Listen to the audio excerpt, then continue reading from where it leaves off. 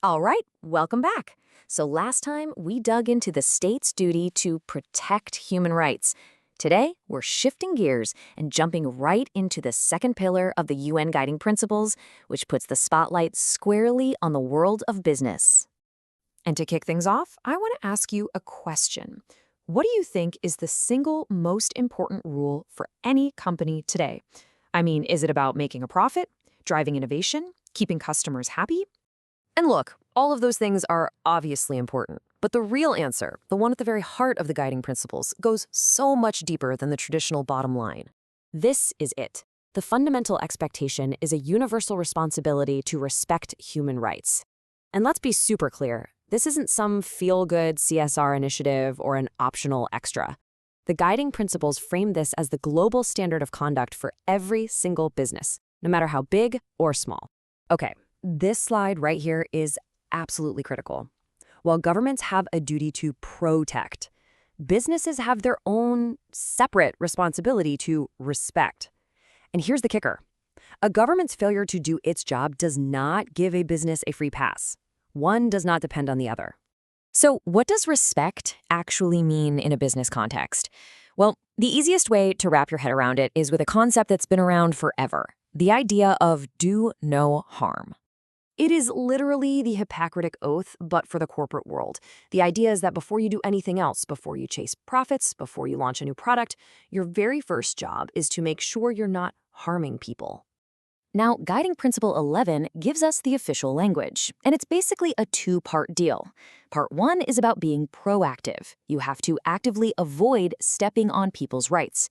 Part 2 is about being reactive. If you're involved in a negative impact, you've got to step up and help fix it. And this is the part that changes everything.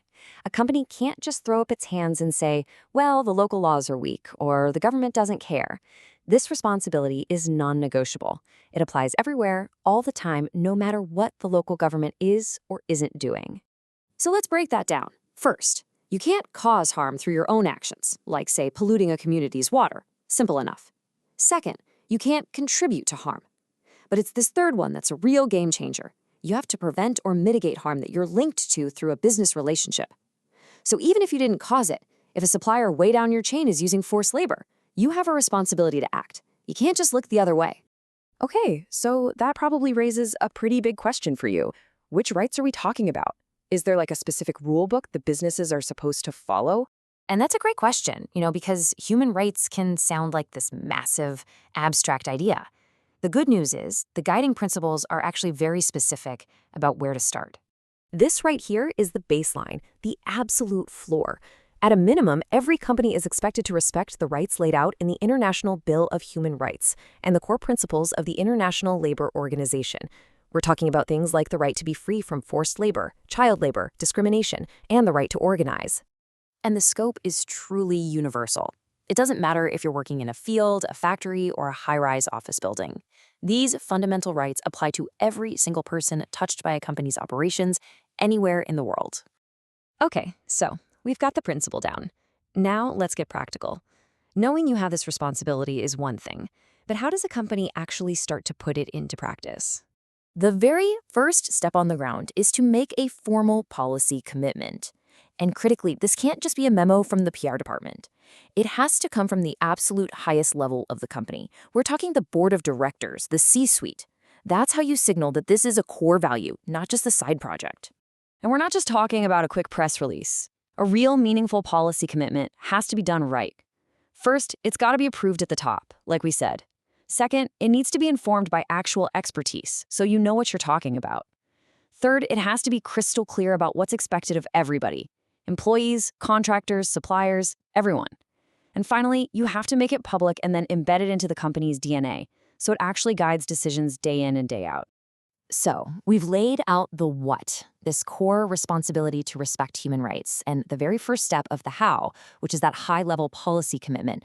But where does that really leave us?